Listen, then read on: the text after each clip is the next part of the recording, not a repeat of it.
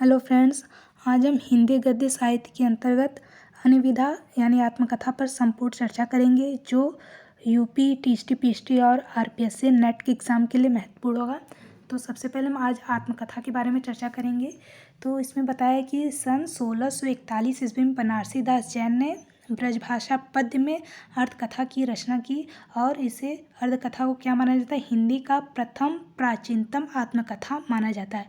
प्रश्न पूछा जा सकता है कि हिंदी का जो प्रथम प्राचीनतम आत्मकथा कौन सी है, तो अर्धकथा है। किसने लिखी है? बनारसी दास जैन ने सन 1641 ईस्वी में लिखा है। अगला है कि 1941 में बाबू श्याम सुंदर दास ने मेरी आत्मकहानी को हिंदी का प्रथम प्रसिद्ध आत्मकथा माना जाता है। यह हिंदी का प्रथम प्रसिद्ध आत्मकथा है और वो क्या है, वो अर्थकथा है जो प्राचीनतम आत्मकथा माना जाता है।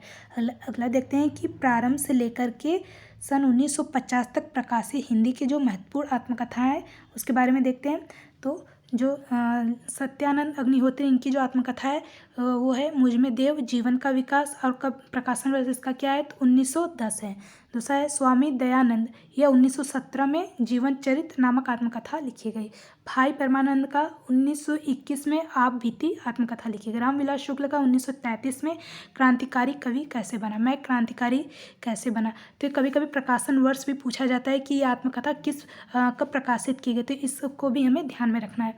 अगला है कि भवानी दयाल सन्यासी, यह 1939 में लिखा गया और इनकी जो आत्मकथा है वो प्रवासी की कहानी है। अगला डॉक्टर श्याम सुंदर दास ने मेरी आत्मकहानी, जो कि हिंदी की पहली आत्मकहानी है, 1941 में लिखा गया। राहुल संकृत्यायन का 1946 में मेरी जीवन यात्रा है, अर्थकथा आत्मकथा है। अगला है डॉक्टर राजेंद्र प्रसाद ने सबसे पहले आत्मकथा लिखी है 1947 ईस्वी में। अगला देखते हैं वियोगी हरि, 1948 में मेरा जीवन प्रवाह नामक आत्मकथा लिखा है। और हरिबाबू उपाध्याय ने 1946 के साधना के पथ पर, अंबिका दत्त व्यास ने निज वृत्तांत और स्वामी श्रद्धानंद ने कल्याण मार्ग का पथिक, और गणेश प्रसाद वर्णी 1949 में मेरे जीवन गाथा नामक आत्मकथा लिखी गई है। अगला मूलचंद अग्रवाल ने 1944 में एक पत्रकार की आत्मकथा लिखी है।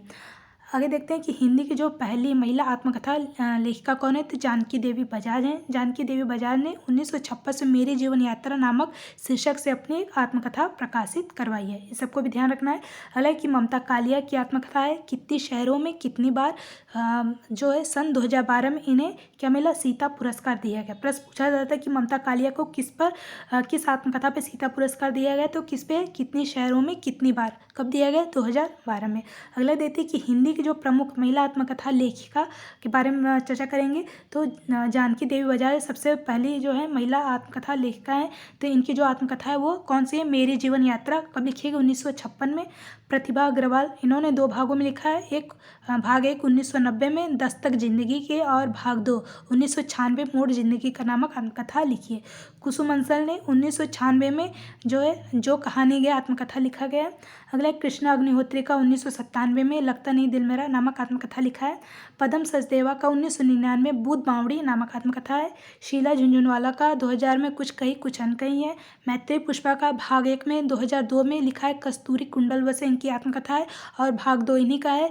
मैत्री पुष्पा का 2008 में गुड़िया भीतर गुड़िया नामक आत्मकथा है।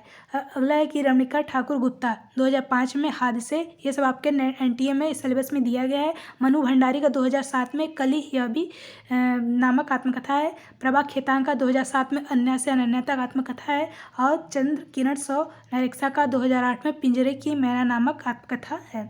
अनीता राकेश का संतरे और संतरे। ममता कालिया का 2011 में कितनी शहरों में कितनी बार, जो है आत्मकथा लिखा है। लेकिन सीता पुरस्कार कब दिया गया, तो 2012 में इन्हें इसी पर सीता पुरस्कार भी दिया गया। अगला है चंद्रकांता, 2012 में हास्य की बातें नामक आत्मकथा है। मन्नू भंडारी का एक कहानी, यह भी इनकी एक आत्मकथा है। अगला देखते हैं कि 1950 के बाद हिंदी के जो प्रमुख आत्मकथा हैं वो इस प्रकार हैं। तो अजित प्रसाद जैन, जो कि 1951 में अज्ञात जीवन नामक आत्मकथा लिखी है। अलगू राय शास्त्री ने 1991 में मेरा जीवन आत्मकथा है। यशपाल का, इन्होंने 3 आत्मकथा लिखी है। प्रथम भाग है वो 1951 में सिंहावलोकन, और इसी पर सिंहावलोकन का दूसरा भाग भी है 1952 में लिखा गया। और इसी पर सिंहावलोकन का तीसरा भाग भी है जो कि 1955 में लिखा गया है। तो यशपाल के इस तरह का सिंहावलोकन के 3 भाग निकाले, 1951, 1952 और 1955। अगला देखते हैं कि सत्यदेव परिव्राजक का 1991 में इनकी जो आत्मकथा है वो स्वतंत्रता की खोज में।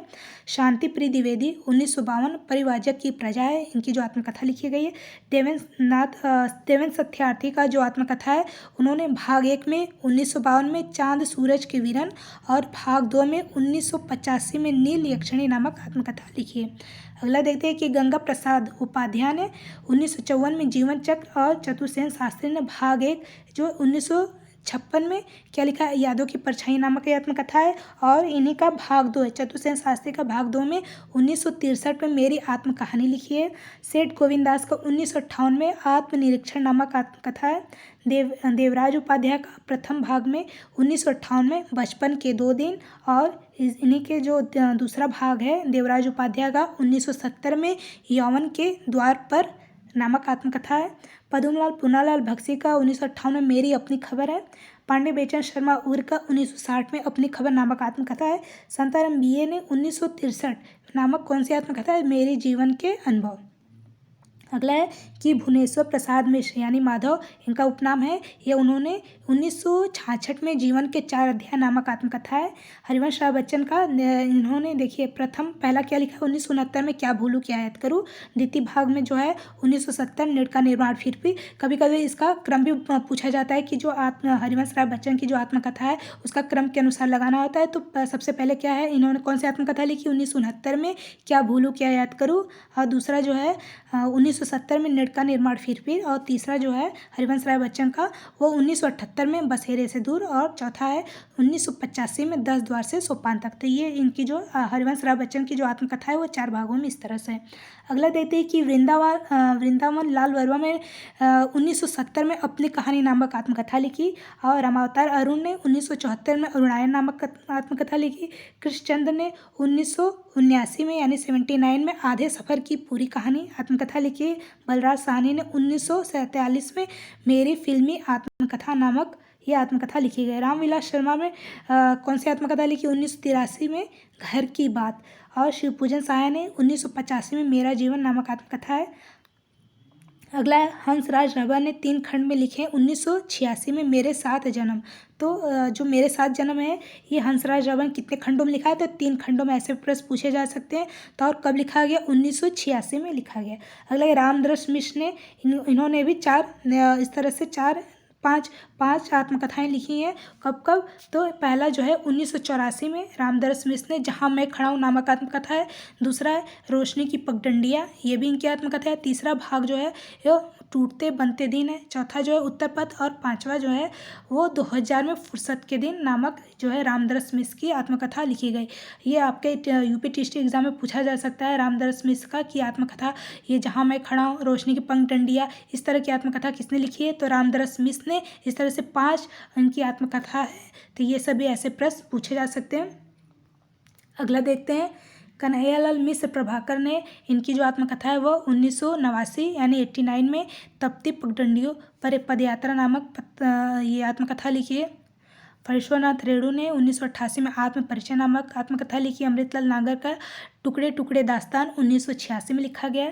डॉक्टर नगेंद्र ने 1988 में अर्थ कथा लिखी है।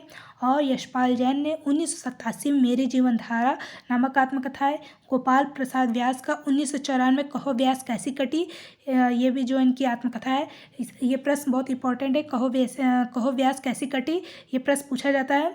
अगला कि रामविलास शर्मा ने इनकी भी 3 जो है आत्मकथा है। पहला भाग है मुंडेरे पर सूरज, दूसरा भाग है देर सवेर, तीसरा जो है आपस की बातें। तो रामविलास शर्मा ने भी 3 आत्मकथा इस प्रकार से लिखी है।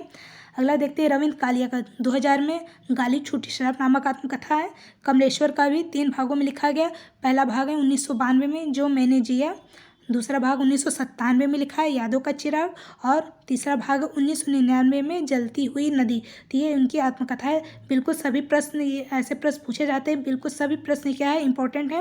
हालांकि भगवती चरण वर्मा ने 2001 में कही न जा क्या कहिए, भगवती चरण वर्मा की इनकी आत्मकथा है। राजेंद्र यादव का 2001 में मुड़ मुड़ कर देखता हूँ, अखिलेश का 2001 में और वह जो यथार्थ था, भीष्म साहनी का 2003 में आज के अतीत, और अशोक वाजपेयी का 2003 में पाव भर जीरे में ब्रह्मभोज, स्वदेश दीपक का 2003 में मैंने मांडू नहीं देखा, रविन्द्रनाथ त्यागी का 2005 में वसंत से पतझड़ तक, और विष्णु प्रभाकर का इन्होंने भी 3 प्रकार की आत्मकथा लिखा है। पहले भाग में 2004 में पंखहीन, और 2004 में दूसरा भाग भी लिखा, कौन सा, मुक्त गगन में, और 2004 में तीसरा भाग लिखा, पक्षी उड़ गया। तो इस तरह से विष्णु प्रभाकर की भी 3 आत्मकथाएं हैं, वो भी एक ही सन में लिखा गया 2004 में, पंखहीन, मुक्त गगन में और पंछी उड़ गया।